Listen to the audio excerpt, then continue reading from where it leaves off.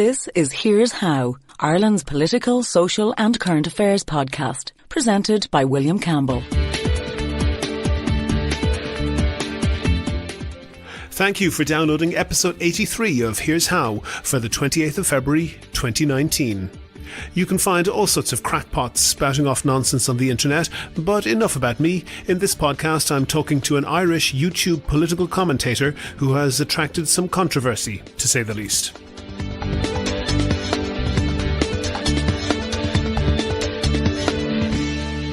Here's How is Ireland's political, social and current affairs podcast. Make your view heard. Just dial 076 603 5060 and tell the world what you're thinking. Your voicemail may be included in the next podcast. You can find tips on recording your contribution and other ways to contact the show at here'show.ie/call. In a few minutes we'll have this.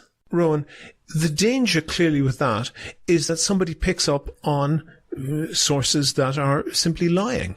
And who's to say that the BBC aren't lying? I mean, where are we going to find the truth unless we do our own inquiries and come to our own conclusions? Well, I've nothing against people doing their own inquiries. I would suggest, though, that on balance, a website done by someone from their mother's basement with an agenda has probably less.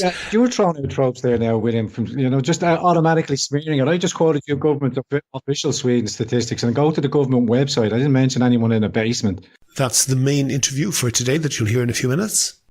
I got a huge amount of reaction to the last podcast about RTE's relationship with the AA. And by the way, hello to all the people downloading from RTE IP numbers. It's good to have you listening. First of all, I want to thank Joseph McGinley and Robert Duffy and others who didn't want to be named, who signed up to donate and become patrons on my Patreon account. If you think that the podcast is worthwhile, I'd ask you to do the same as them. That allows me to stay independent and take the time to research and do more podcasts. Details about that at the end of the podcast, but I can promise you, unlike some program makers, there's no chance that you'll be sent to jail if you choose not to contribute. Here's How is Ireland's political, social and current affairs podcast. Make your view heard.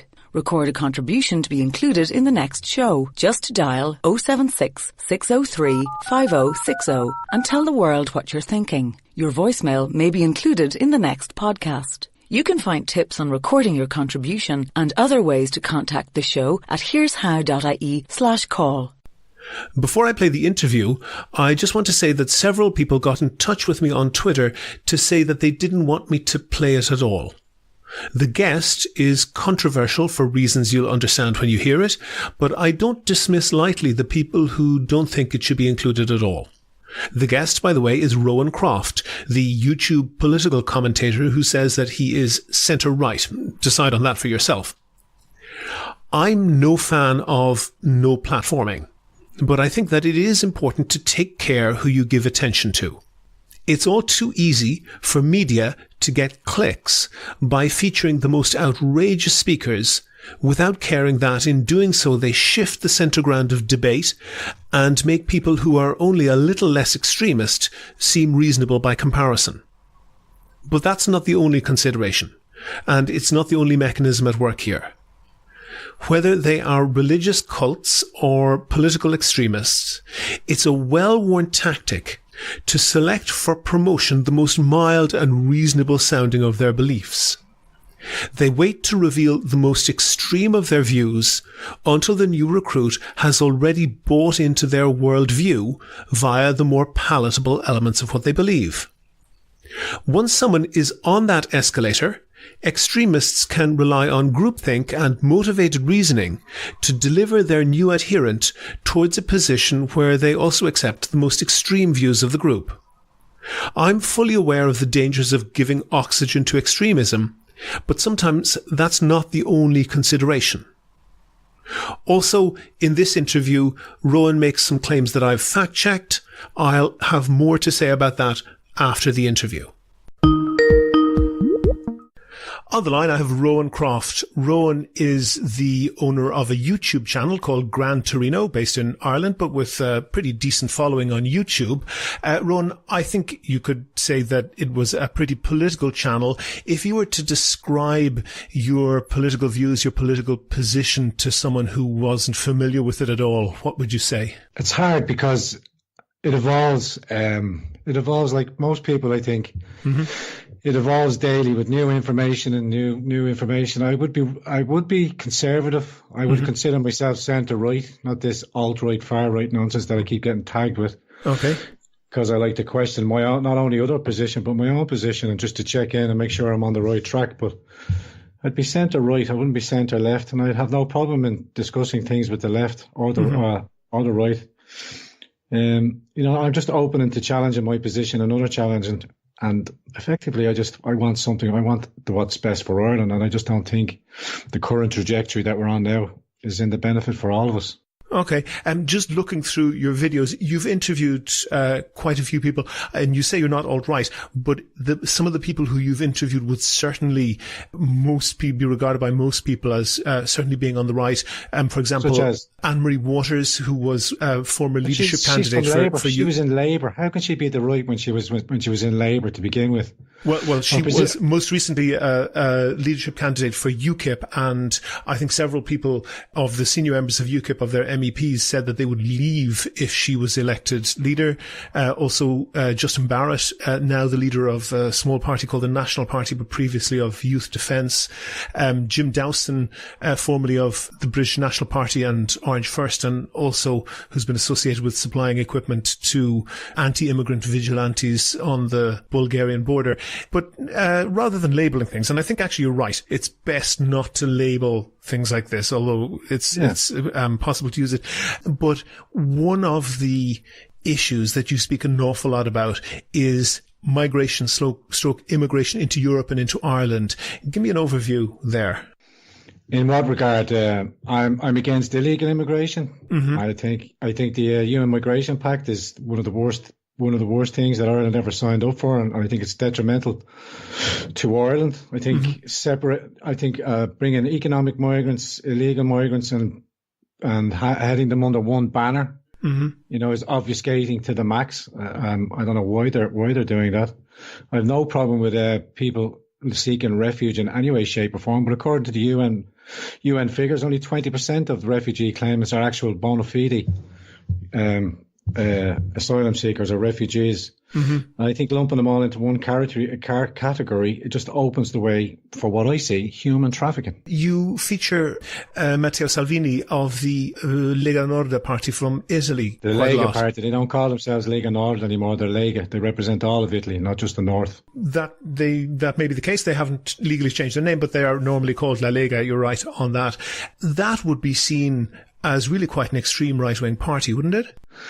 I don't think so. I mean, like I said to you, we're not sticking labels in. If the Italian people flock to him, and everywhere Salvini goes, he is idolised, because they can see they're the people living on the ground. They're the people that have to live with the consequences of the mass unfettered migration of people coming from Africa, mostly through Africa, through Libya, because the ports are wide open.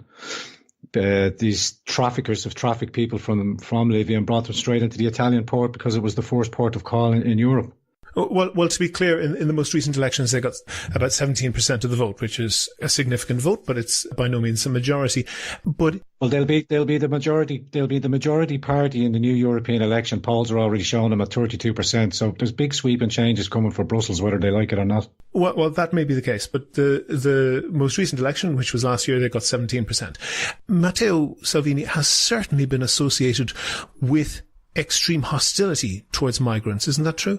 Well, like most politicians, he campaigned on promises, and he was elected on them promises, and he's fulfilling them promises. Unlike most politicians, particularly the ones over here, like our own Taoiseach Leo Varadkar, who during his tenancy was always anti-abortion, and then no sooner had he taken over the reins of power after his election campaign, which is funded by an American company, Medofem, I believe they were, he changed his position 180.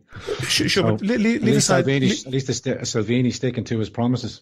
Okay, but you would have to agree that threatening to bulldoze people is really quite an aggressive and by no means a centrist These thing are to do. illegal campsites. These are taking over people's properties. This the illegality of shanty towns now forming, not only in Italy but Paris and throughout the rest of the world. And they don't have property rights. If they're there camped out illegally and they're causing a nuisance or bringing in all sorts of untoward actions, then I think the government that Salvini's in charge of has every right to remove them. Sure, that's maybe the case, but the issue of the implied threat of violence, saying that he would bulldoze people, that's not something that's very comfortable in a country with a fascist history like Italy, is it? You'd have to give me the direct quote that you're pulling in. You're just giving me the context of something that somebody might have said. I know he's very strong towards his words, but like I said to you, sure, well, let me give you the exact quote. He said he would give 6 months' notice, then raise the Roma camps to the ground. I can't quantify it or deny it, but I mean, if that's the direct translation of what he said, and then he's fulfilling his promises. If that's what he said, that's what he's doing. That party is a party that has quite a close historical link to the fascist party of Mussolini. Are you not even a little bit uneasy being quite so enthusiastic about him? I'm not in the slightest bit concerned. I mean, fascism swings left and right. It's totalitarian. It's totalitarian. Well, is it totalitarian? It's more in preference for the group than the individual, as fascism and stuff like that. But these labels that are just getting bandied around. No, I'm not going with labels. I'm going with specific people who you've either interviewed or portrayed in a very positive manner. And I haven't portrayed in any way. I've conducted interviews and I've let them speak and given them airtime. I haven't portrayed them in any way, whatever way they come across. I'm no particular fan of Justin Barrett. That's well known. I'm not a particular huge advocate of the National Party, but all voices in all positions. If the left, which in this country, which is so out of control, I mean, if we're talking about fascism and we're talking about, totalitarian ideas, look at the way I was treated up in Ruski yesterday, just trying to report as a citizen journalist, just to record the events, shuttered and blocked. And now the smear campaign that's going on, exposing my family home, accusing me of all things, exposing my ex-business. I'm no longer employed in that business anyway, shape or form. But the comments there, I am being shut down. And I see myself as a centre-right, willing to engage in all conversations, and I'm being doxed, harassed. Is that what we want for our society? That absolutely not, and I'm sure you'd agree that's not something that either you or I should do to anybody. But I think what's good to have is a discussion about ideas, and what I'm trying to get out from you is what your ideas are and what your belief system is, and to allow people to understand that and then judge it for good or bad. And that's what I'm trying to do here. I'm not trying to threaten you, and I'm not. I don't endorse that at all. I don't feel threatened by it whatsoever. So you have no problem there whatsoever. It's not hard for me to discuss. Like, I'm against illegal immigration. I'm against human trafficking. I was against abortion. Sure, but those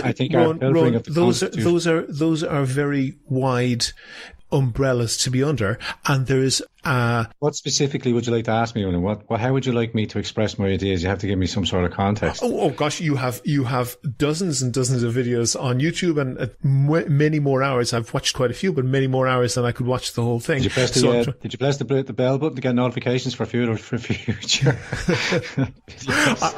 I have more notifications in my life that I can manage, but just moving on from that, you covered, and I think you would probably agree, relatively sympathetically, Gemma O'Doherty, and I've interviewed Gemma as well, and Gemma has taken, I think, a distinct turn in her reporting, particularly since she attempted to become a candidate for the presidency, and she was nominated by one, but not by any other, by one local authority, so she didn't make it on the ballot paper.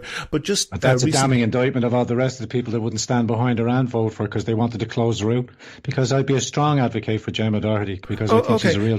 Okay, hold on for a second. That's power open to local authorities. Surely members of those local authorities, if they don't agree that she should be a candidate, are entitled to not endorse her. Absolutely. I've no problem with that as well. Okay. Well, just looking at that, and you mentioned her, I have to say that some of the things that Gemma O'Doherty were saying in the video that's on your channel currently are off the deep end in terms of like, really, such as? well, for example, saying that something called the New World Order is intending to depopulate the Earth and reduce the population of the Earth by force or by some other unspecified means.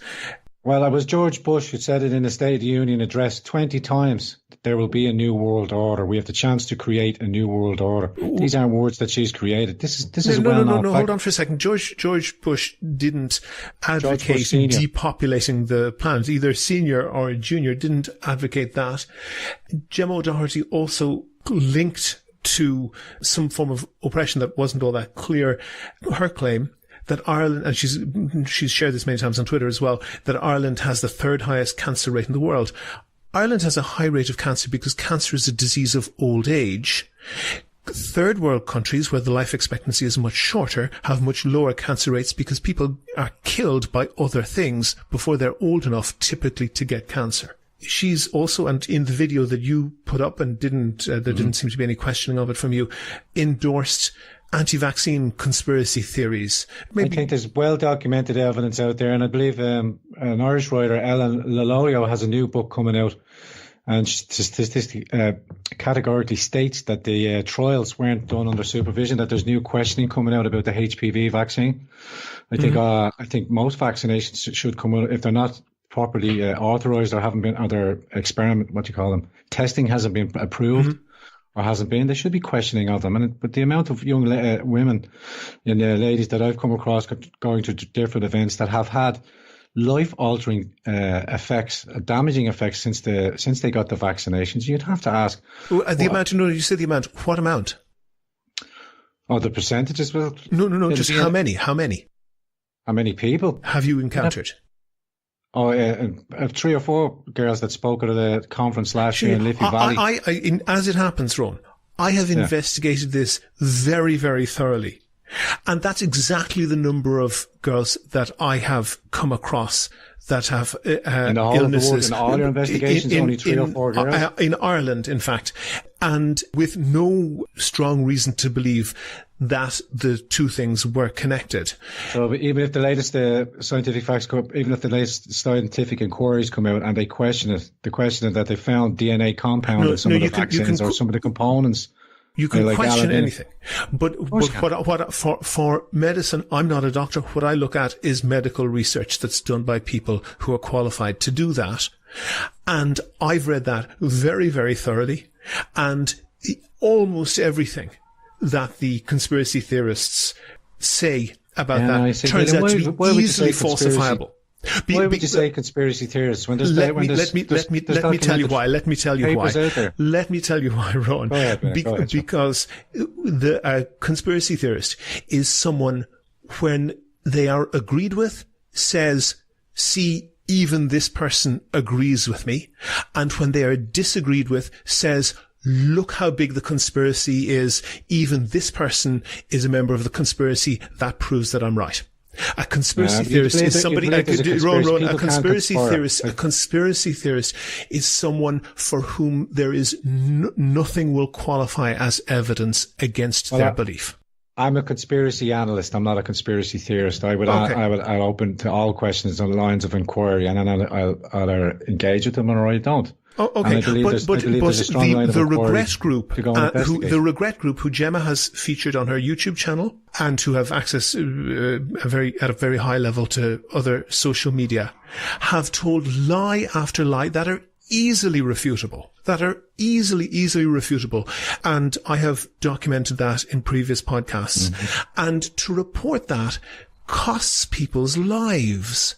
We have seen, for example, in Romania, dozens and dozens of children dead from measles because of an anti-vaccine campaign in that country associated with the church, the Romanian Orthodox Church, but borrowing pretty much the same tactics as other anti-vaccine campaigns in other countries. Children die because of that. I don't want to get into that in the greatest of detail. Absolutely. Because neither of us are doctors. But you not agree with me that there are questions to be asked. I mean, if there's so many people coming out on their line of inquiry. But there aren't. Rowan, can I give you a slam dunk why those claims are clearly untrue.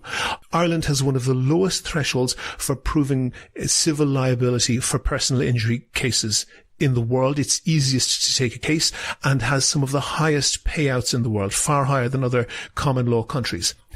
Of the supposed 400 girls who have had life-altering injuries in Ireland, not a single one has sued. Not even one.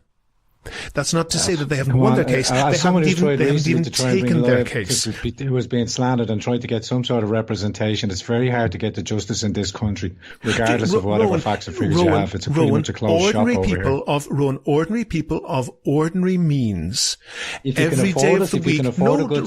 Ordinary people of ordinary means who have suffered injuries, for example, sometimes children injuries associated with birth that went wrong or whatever, regularly get multi-million euro payouts in the High Court. That's a regular news item in Ireland. Not a single one of the supposed victims that Regret represents has even taken a case, let alone won a case, not even taken a case.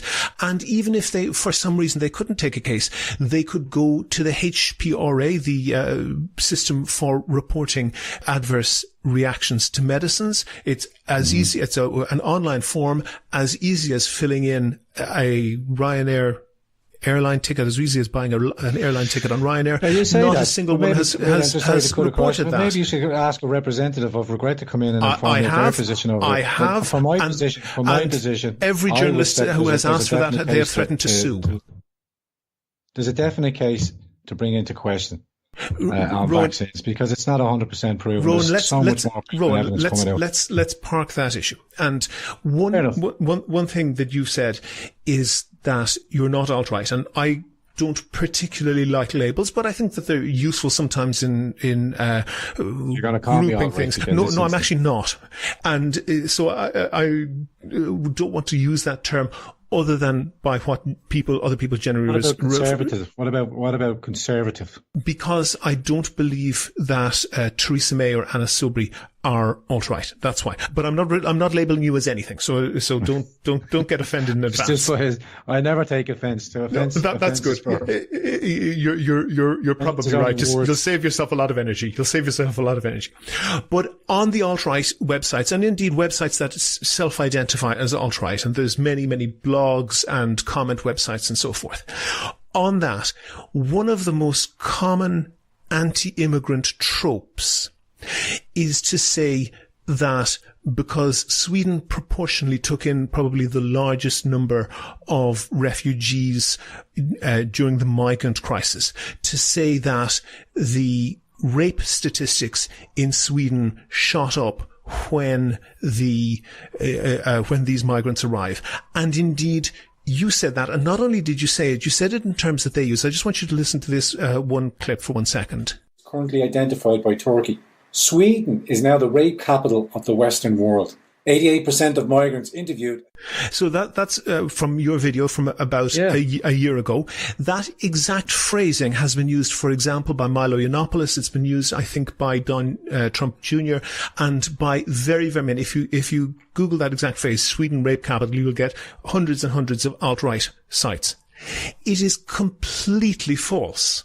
It is absolute nonsense. William, I can't believe you're going to go down that line. That is not true.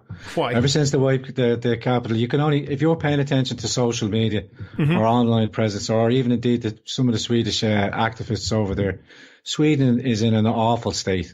The hand grenade bombs going off a police station, women getting accosted on the streets, rape. It's very easy to give anecdotes. Hold on for a second.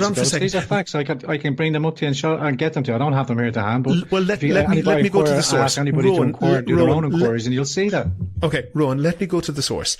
The source of this, and there are a few patient zero reports of these, and possibly going back to a single one, but they quote a journalist called Ruth Alexander, who works for, amongst other things, on the BBC, a program called More or Less, and she can't trust BBC. BBC have been proven to be false time and time again, pretty much like our propaganda RTE over here. Hold on for 1 second. Those reports that you are using the same phraseology as were quoting her as a source.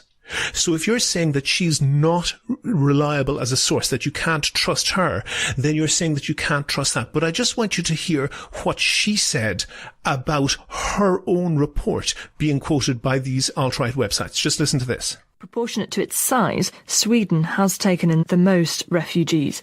But the rape bit is just flat out wrong. Over the last 5 years, rape has not skyrocketed in Sweden. In 2011, there were just over 6,000 rapes. In 2016, there were about 100 more. But the population had risen in that time, so the rate had actually fallen slightly to 62 per 100,000 people. The period when it did rise sharply was 5 years before the big influx of refugees. So, Rowan, if you're saying that the BBC is not trustworthy, then by definition, the people quoting her to say that Sweden is the rape capital of the world are wrong. And if you say she is trustworthy, then it's clear in her own words that she does not agree with that and that her report has been misused. And I will link to it in the notes of this, an entire podcast that she has done on that topic. I am going through there again, and I would stand over the thing that I wouldn't trust anything coming from the BBC. I'm here looking at the BRA crime statistics on the Swedish website at the moment, Swedish Crime Survey 2017. And in their report here, you can clearly see that the statistics are going up from 2009 here. And an increase since 2010, as I look at it, 2012, 4.2%, and it's now up 5.6% as of 2016. And this is from BRA, Crime and Statistics, the Swedish statistics. In that case, Rowan, if you will send me that link, I will include that in the notes for the podcast. You can put that in the Skype I encourage anybody do their own investigations. Go look at the Swedish websites. Go look at alternative websites. Don't just take their old anti. Well, I think perhaps going to original sources is difficult for a lot of people. And if you when Article 13 comes in from the Article 13 from Brussels, and it stops you from it's going to bring down draconian internet restrictions and all this kind of stuff. This is effectively stopping people from doing their own lines of inquiry because they're sticking us in a bubble. You can't access anywhere over in the United States or anywhere else around the world without a VPN, which they haven't thought about. But if you do your own lines of inquiry, if you don't just stick with RTE or the mainstream, and you do go and check other alternative sources of information, you can balance out between the two and you can come to your own conclusions on that. But it's clear for all to see. There are so many no-go zones in Rowan, the danger clearly with that is that somebody picks up on sources that are simply lying. And who's to say that the BBC aren't lying? I mean, where are we going to find the truth unless we do our own inquiries and come to our own conclusions?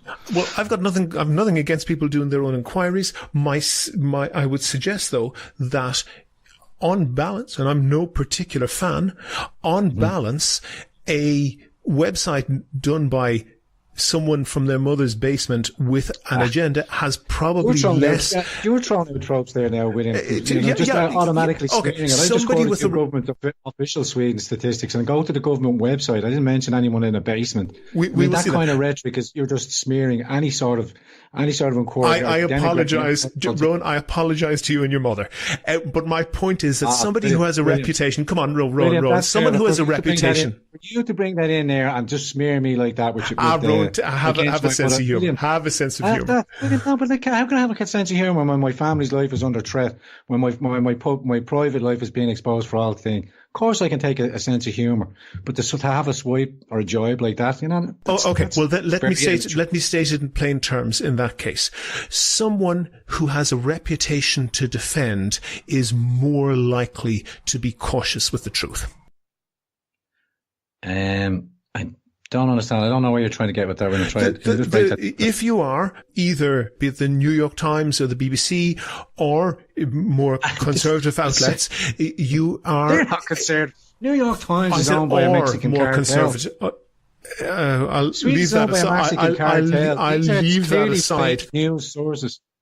I'll leave that aside, Rowan, but I'm saying, and you may disagree with me, but my opinion is that someone with a reputation to defend is more likely to be careful with the truth. In any case, let's park that one because I don't want to go down too far on a rabbit hole on that either. No, yeah, Jesus, you could go down many rabbit holes. There are lots. So let's peep down a couple and see what's down there and move on to the next one. 5 more minutes with him, if that's okay, because I did say we were under pressure and we're coming up on the half-hour mark. You did indeed. And the last thing in that case that I will ask you about is I've seen, because I have watched some of the videos, I've seen a sticker on the back of your laptop that says QAnon, and that was also a hashtag on, although I think looking today it's not there anymore, a hashtag on your Twitter feed. Oh, Q is still there, yeah. I'm a big Q advocate. Rowan, anyone who believes in QAnon is bats, surely. Well, then I'm bats. You just wait for it to happen. Oh, okay, but hold on for a second. Okay, can I give to the listeners? Have you looked at the Q map? Have you read any of the Q drops? I have, actually. And the one thing I've seen, and I've also read analyses of them, before our listeners hit fast forward to if they don't understand. So QAnon is I'm going to put it in brackets, conspiracist, or you can describe him as you like, but someone who writes anonymous messages on the internet, making sometimes very specific predictions that are almost always entirely wrong, and they claim it would appear to have access to Donald Trump. And the central claim of QAnon is that the Mueller investigation, which is ostensibly an investigation into collusion between the Russian military intelligence and the Republican campaign to elect Donald Trump, that investigation, Mueller investigation, is not that at all, and it is in fact an investigation into the fact that Hillary Clinton and a number of figures around her are pedophiles who are responsible for raping vast numbers of children, and that this is a decoy in order to investigate and arrest her. Am I getting that correct? Well, the Mueller investigation is into its 2.5-year period, and still to this date hasn't had one shred of evidence of any collusion. And as for a conspiracy, hang on, let me finish. Yeah. As a conspiracies are designed to take you away from, or to try and shield you away from the truth. This is pointing you towards the direction. I firmly believe that Hillary Clinton, James Comey, even as far as Obama, will face prosecutions and coming up maybe towards this year. And I encourage people, go have a look at QAnon. Go look at the Q map. Go do your research on it, and you can come to your own understanding. Okay, and yes, but hold on. William, hang on. I gave you time. Go ahead. There are accusations of paedophilia. There is accusation of Satanism. And if you do go down this road, it's fraught. It's fraught with very startling and horrific truths. But some of the truths that can be revealed is that Bill Clinton travelled on the Lolita Express, which was supplied by Epstein, a billionaire, to his own private island on the Virgin Islands. And he has been since charged and convicted of paedophilia, of trafficking in young girls and young women. Bill Clinton? No, not Bill Clinton, but Epstein. The billionaire. Okay. Epstein, among others. But that's not the Podesta files. You have to look at the WikiLeaks files. Hold on for a second. No, hold on for a second. That's not a claim made by QAnon. The claim made by QAnon is that Hillary Clinton and Huma Abedin, her advisor, that's not a claim. That's not a claim made by are pedophiles. Is there's on Weiner's laptop, which is held by the New York State Police, that there is evidence of a crime against children. If you and your listeners go to the WhiteHouse.gov website, the official government website, go to the Inspector General's report, official government documentation. Rosenstein, the Attorney General that was recently fired, his report is there as well.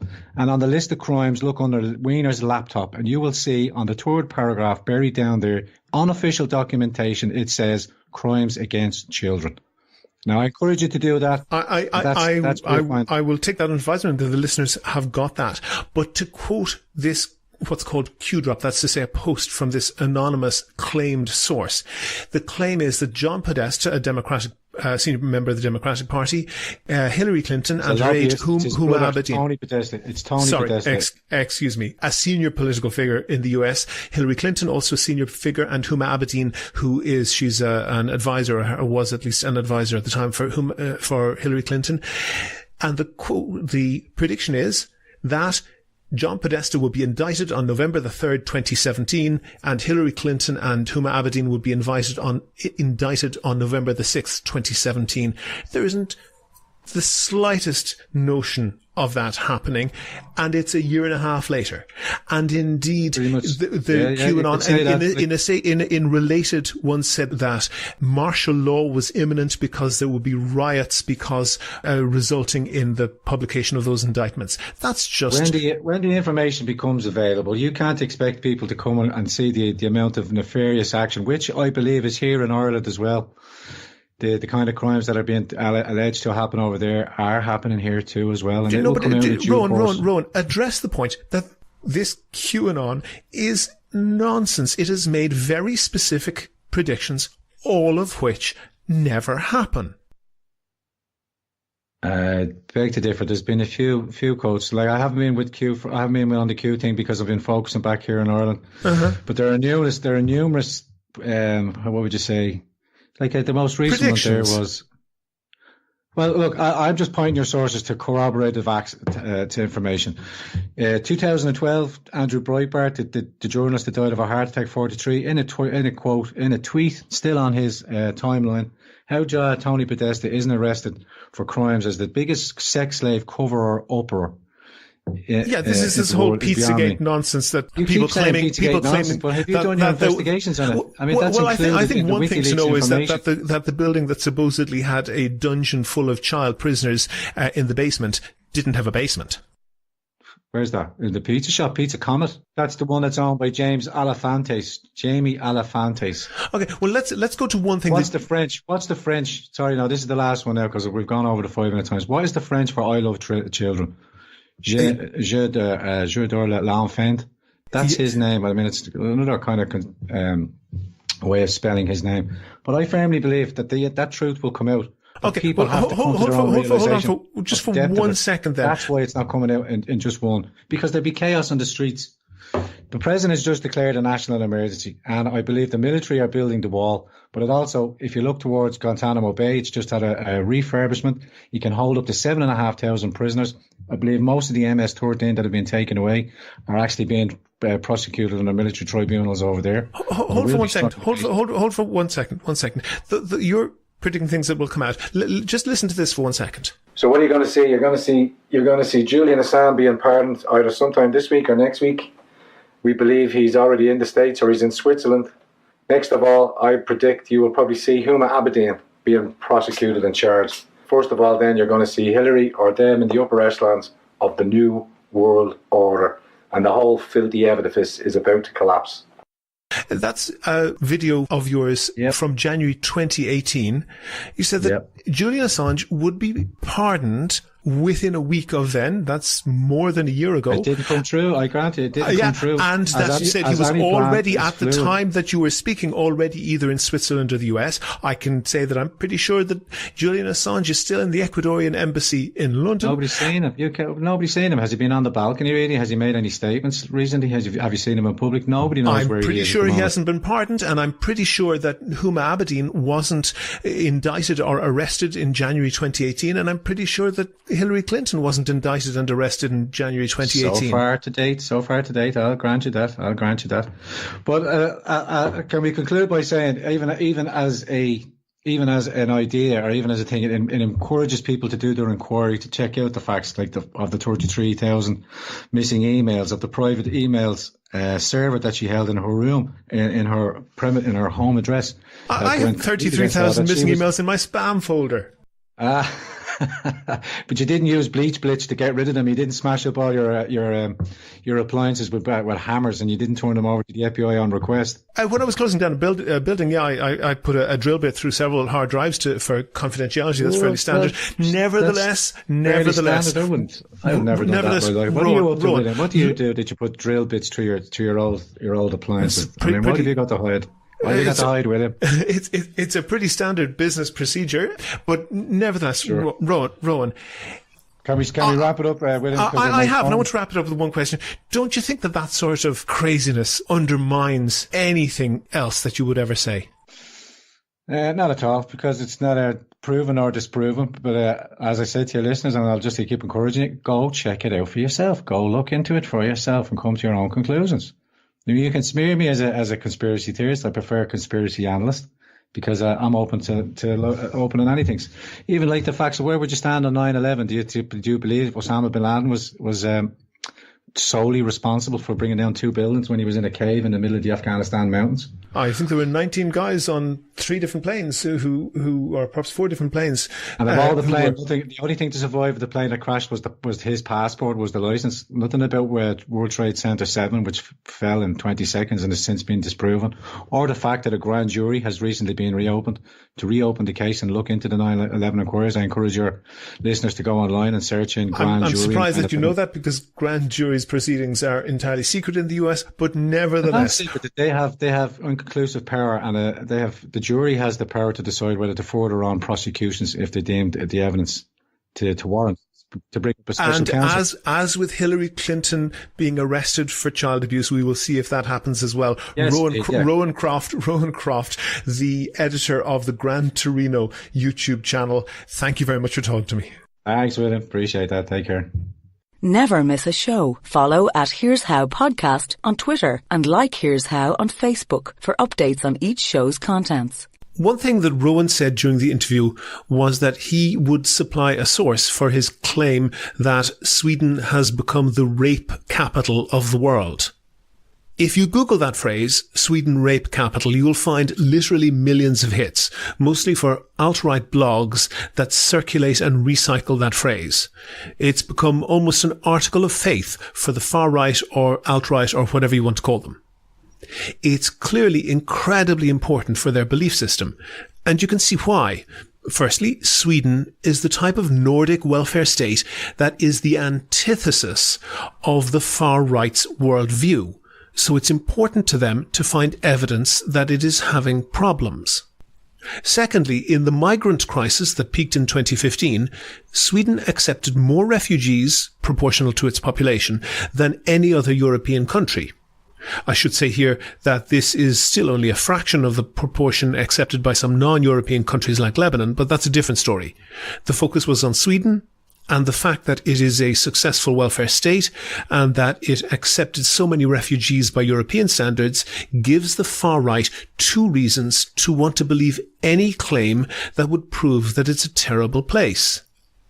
The belief that they settled on was best articulated by Nigel Farage, who said this. Pro rata, Sweden have taken more young male migrants than any other country in Europe, and there has been a dramatic rise in sexual crime in Sweden, so much so that Malmö is now the rape capital of Europe.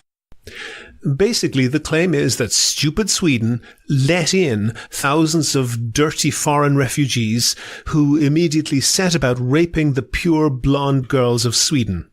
It's a story that could come straight from any Ku Klux Klan propaganda. It's an incredibly powerful story, powerful enough to overcome even the most obvious facts. I said that if you Google that phrase, you get millions of hits, mostly alt-right blogs, but one of the first hits that you get is for the BBC article associated with that programme, More or Less, who examines statistical claims, the one that I played a clip from for Rowan. The article utterly debunks the claim that there is a spike in reported rapes associated with the arrival of the large number of refugees in 2015. But Rowan says that he doesn't trust the BBC, and true to his word, he pointed me to the official Swedish government statistics website. Here is where the cognitive dissonance really kicks in. The Swedish statistics website that he sent me to is the one where the BBC got their figures too, and those figures, the ones that Rowan linked me to, utterly refute what he's saying. The figures cover the period from 2008 to 2017. There is some noise in the figures, as you might expect, but the level of rape is remarkably flat. On the website, in the notes for this podcast, I've also created a chart with the rate rather than the absolute numbers to take account of the changes in population, and I've overlaid it on the Irish equivalent, and it's notable how the Irish figures swing wildly from year to year, where the Swedish ones do not. That's probably an artifact of the figures. We know that there are serious problems in the collection of Irish crime statistics. But the key point here is that the very information that Rowan sent me absolutely proves the exact reverse of what he's claiming. There is no change in the rape figures associated with the arrival of a large number of refugees in 2015. I don't particularly want to harp on the point of rebutting Rowan, but I think that there is another important point here, particularly for listeners who said that they think I shouldn't feature him at all. I understand where they're coming from, but I think that there's something more important going on. Rowan rejects any description of himself as extremist, and that's up to himself, other people who have their own opinions. But I think that some of Rowan's views would be regarded as outside the pale by most Irish people. The bottom line is that he's promoting his views. Social media means that he can reach out to people unmediated, with nobody else checking his facts or challenging him. I think that it's important to put to him the craziest of things that he says, to test his grip on the facts, to examine the perhaps more appealing views he promotes in the light of all the other things he says, and to evaluate their truth by checking the claims that are verifiable. Do you agree? Do you disagree? If you want your point of view heard, dial 076 603 5060 and leave a contribution for the show. The lines are open 24/7 and you can find tips on how to record a good contribution and other ways to contact the podcast at here'show.ie/call. As I mentioned at the top of the show, if you'd like to hear more podcasts from me and more investigations into the institutions of Irish life, I would certainly love to do them, and I could devote more time to them if I got them sponsored. I have a page on Patreon that allows ordinary listeners to donate $1 or $2 per podcast or per month, whatever you want. So if you think it's valuable, please do that and share the podcast to your friends so they can do the same. Go to the website for sources and references from the show, and I'm including the graphs and links to the statistics that I mentioned with Rowan.